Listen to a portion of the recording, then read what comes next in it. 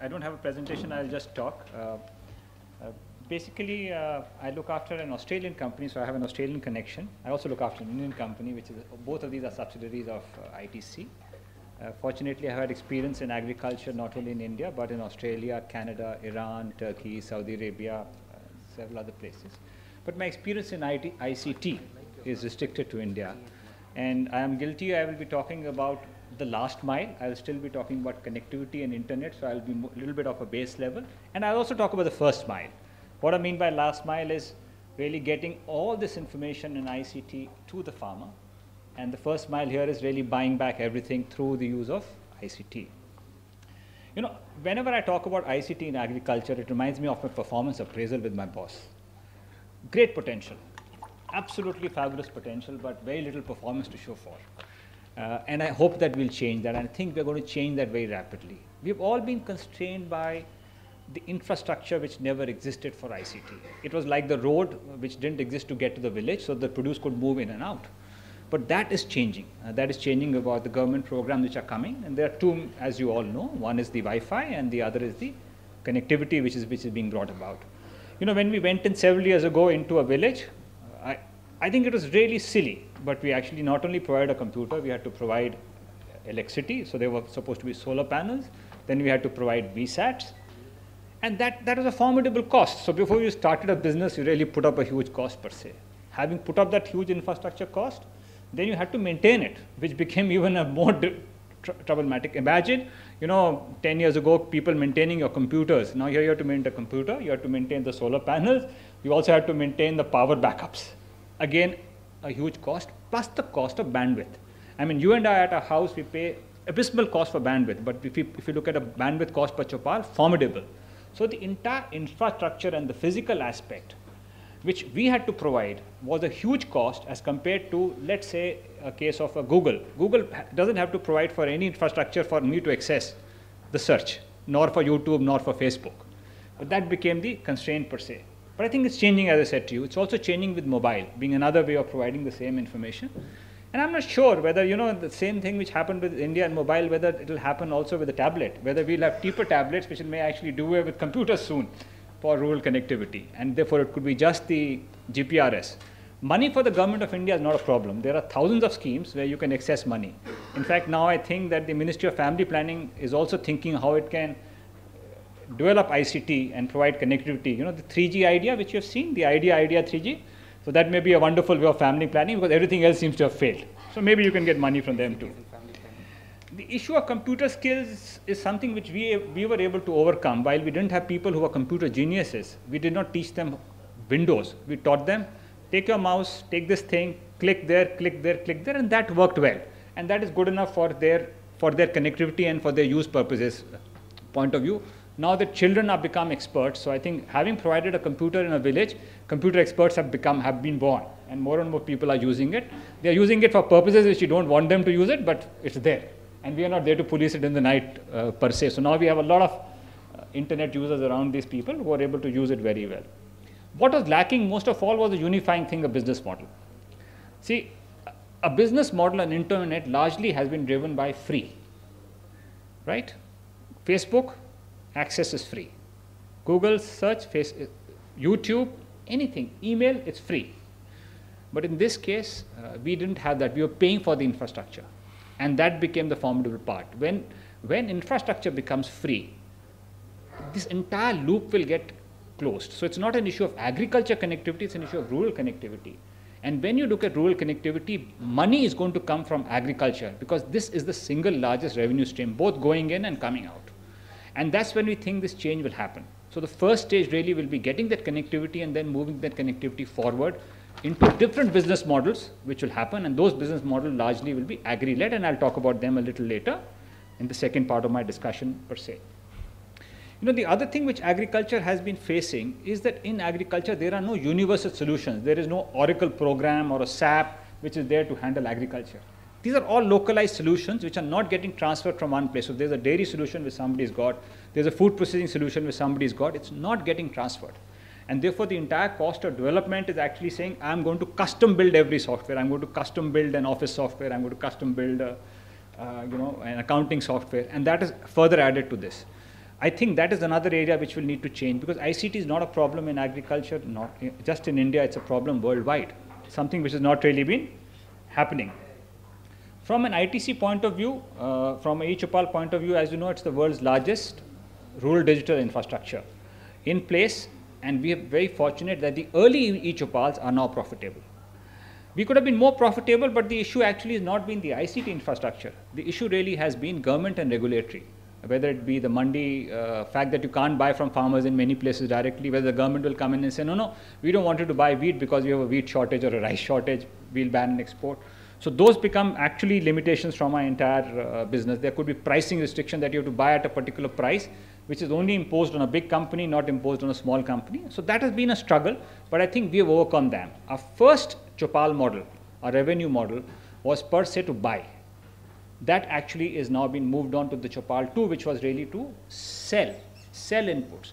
And the way we looked at it was, listen, here we were buying product from the farmer, but the farmer actually needed much more. He needed to know how to grow better. So we actually started providing a service by which he could connect and get to know any routine problems he had about agriculture, what seed to buy, he had this disease, what to do, and so on and so forth. But the third stage came that he got everything. Now, where is he going to get that chemical and that input which we are recommending, or the practice? So that became completing the loop where you started actually selling it. And that's what really became a more holistic. So it's not an issue of providing an ICT solution, not just knowledge to the farmer, but actually going beyond knowledge and delivering to him the physical infrastructure which is needed, both to buy and to sell.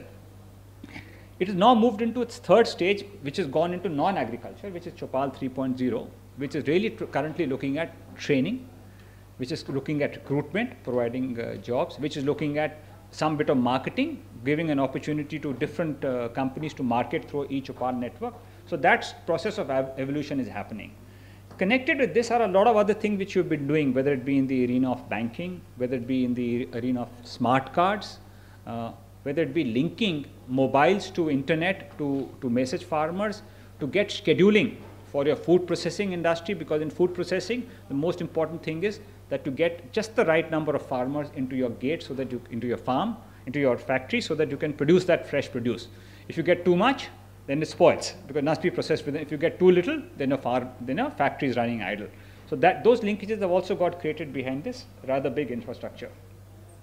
So my feeling is that once this entire structure is into place of connectivity, everything else will follow. The next government, when it goes into election, instead of providing people television sets, may actually be offering them notebooks and laptops. Okay? I don't think that's going to be a problem. Once we get connectivity, solutions are going to come, most certainly. We still think that agri inputs are going to be critical, and agri inputs again are something which will actually create a revenue stream in terms of advertising, very similar to the internet model which you see around the globe. There will be similarly non-agri advertising, whether it be motorcycles, whether it be creams and perfumes and all that, because coupled with all of this, something very beautiful is happening, which is the rural farm incomes. While you and I crib about prices of goods, the truth is that today, the amount of money which we spend on food as a percentage of our total spending is abysmal compared to what was being spent earlier. And finally, the way we see it is that the farmer has got his DA increase after several years of waiting, and I think he deserves every bit of it. The problem is that part of his DA is getting taxed. While agricultural incomes are not taxed, the farmer's DA gets taxed. It gets taxed by the poor infrastructure of sending it out. It gets taxed by the different traders and the retailers who actually take a huge part of that. So while his income is not getting taxed, his income is getting reduced per se. I think that will again change. ICT is going to bring that big change in that arena per se. Opportunities are huge. We have this eChopal which seems to be successful. There are information models you've talked about where people are put in. But I think that basic issue which a farmer needs when we go to him is actually he needs to see a new agri practice, and he wants to see it in detail. He wants to see a farmer doing it. So creation of content for agriculture is going to be great. It's wonderful to be able to get research information around the world culled and put together, but a farmer is not going to understand it. That last mile has to come for him by actually seeing some farmer working it, and with somebody answering all the questions which he's going to have in that process, saying why is his process not as good, and why is this process good in this circumstance versus that process. So that content creation is something which somebody, once he finds a revenue model, may obviously go about creating. These could be input companies, so that could be one major thing. The other is, like all of us, the farmers also believe a lot in endorsement.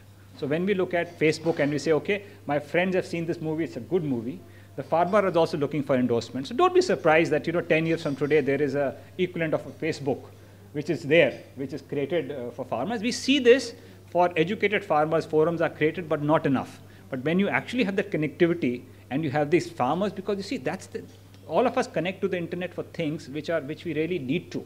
It could be our work. When the farmer is able to get that information from the internet, the way they will connect will be something which will surprise all of us. And that's my fond hope per se.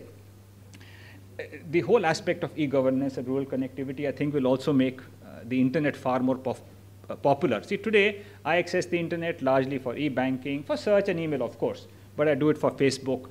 I do it for booking. My son may do it for booking of cinema halls or air tickets. Now, the farmer has very limited. He can't do i-banking. His bank doesn't have internet banking. He can't book cinema hall tickets. He may not have a cinema hall.